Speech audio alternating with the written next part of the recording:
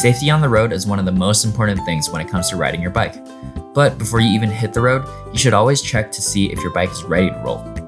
Whether you're a daily rider or a weekend warrior, your bike is bound to go through some wear and tear.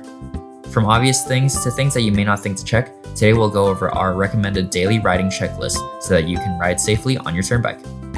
We like to use the initialism A, B, C, Q. A is for air. You should always check the air pressure on your tires before each ride, especially if you haven't ridden your bike in a while. This can be done by simply squeezing your tires. If they're too soft, you can go ahead and pump those bad boys up. Having a low tire pressure can make your bike feel sluggish and makes you more vulnerable to snake bites, and it's perfectly normal for air pressure to escape your tires, but if you notice that you're losing air pressure too quickly, you may want to replace your inner tube. To check how much air pressure you should pump into your tires, you can look at the recommended pressure range that is usually marked on the tire wall. B is for brakes and batteries. Brakes are one of the most important things to check before your ride, as you wouldn't want them to fail during your ride. You can check the brakes by squeezing both levers, then pushing and pulling the bike a bit. And brake pads are consumable parts that do need to be replaced every so often, depending on how often you ride your bike and how much cargo you usually carry. So do keep an eye on them.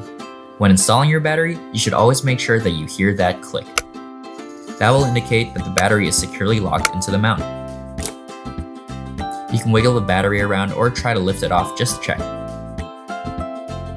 Of course, you should also check your battery level to ensure that you have enough charge for your ride.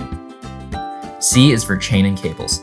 Depending on your bike model, you'll either have a chain or a belt drive. But regardless of which drivetrain you have, it is always good to make sure that you can freely and smoothly run through all your gears. To do this, tilt your bike to the side using the kickstand.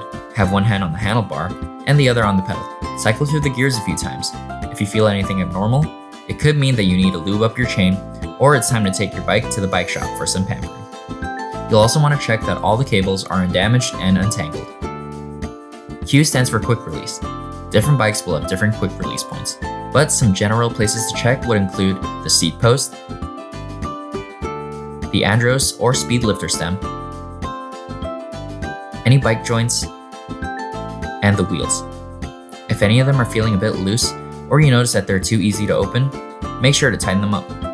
Once you've gone through all these steps, you're ready to hop on your bike and get to riding. If you'd like to learn more about cleaning and maintaining your bike, check out this video over here. We hope this has been helpful, and we'll see you in the next one.